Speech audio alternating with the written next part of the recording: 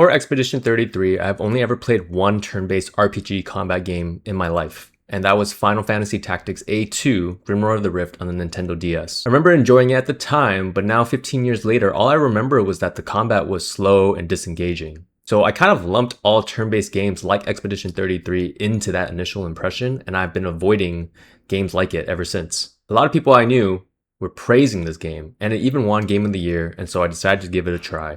And now I have 8 hours in the game, and I finally understand why people love the genre so much. I would skip this section if you want to go into the game completely blind, as it will contain major spoilers, but the game does a really good job of hooking you into the story in the beginning by constantly raising questions.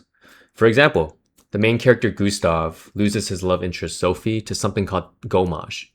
And the Gomage is this annual event where a being called the Paintress comes out and dials this number in the far off main island from 34 to 33. And you see a couple people on the island from where you're at disappear and turn into flower petals. And immediately the player's wondering, what is the Gomage? Who is the Paintress? Why is the world set up this way? Following that, you learn that expeditions have been sent in the past to the main island to fight the Paintress or to even discover what's happening over there and report back. But none of these expeditions have returned. So what is on this island? Is there something dangerous going on?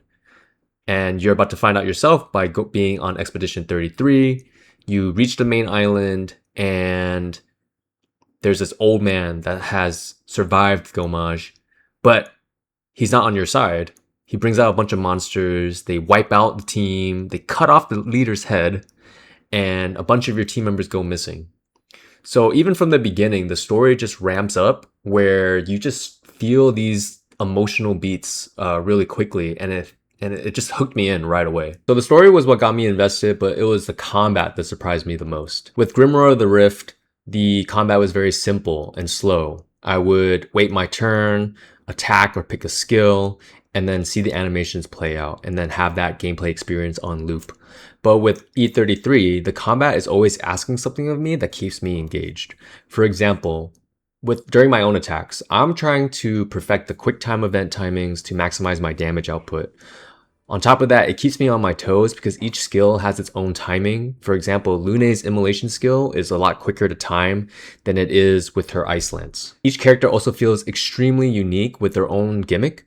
Gustav has his overcharge ability where each attack, parry, or dodge that he successfully achieves creates a new stack, and then it leads to a really big damage output. There's Lune's stains that get consumed, or well, they get generated by her skills and then consumed by other skills to produce a certain effect or create more damage. Then there's Mael's stances that put her in various buffs and debuffs, and so you kind of have to play around with that to make sure she stays alive.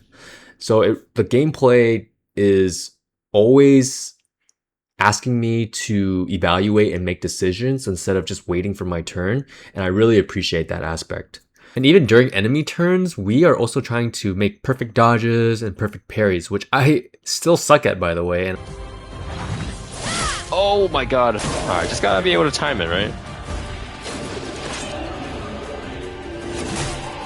Nope. After fights or during traversal, like we pick up new weapons that have different effects, scale with different attributes. We have Pictos that have stat buffs, but then they come with their own passive effects called Luminas.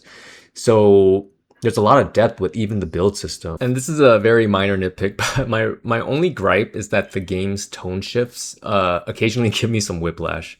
There's this one moment in the game where you run into a pile of like dead bodies of your expedition team. You exit the cave where you saw those dead bodies, and it's just peaceful music. Oh god, what a big contrast. Like, pile of dead bodies, boom, peaceful music. And that created like a funny moment for me on stream, but I'm just not sure if that was intentional or not. And then there's another moment where we get out to this wide open patch of grass and we see Leo, an expedition member, get impaled in the head. We fight the thing, and then we just get like a very brief moment of Gustav looking over at Leo's dead body, and then we just move on. If you were already a turn-based RPG fan, you've probably clicked off this video, and you don't need me to tell you that E33 is great. But if you're somebody like me who was avoiding the genre because of a previous gaming experience, then I highly recommend that you give E33 a chance because it is a fantastic entry point into the genre. 8 hours in, I completely understand why it received the praise that it did. And more importantly, I'm excited to keep playing to uncover the mysteries of the story.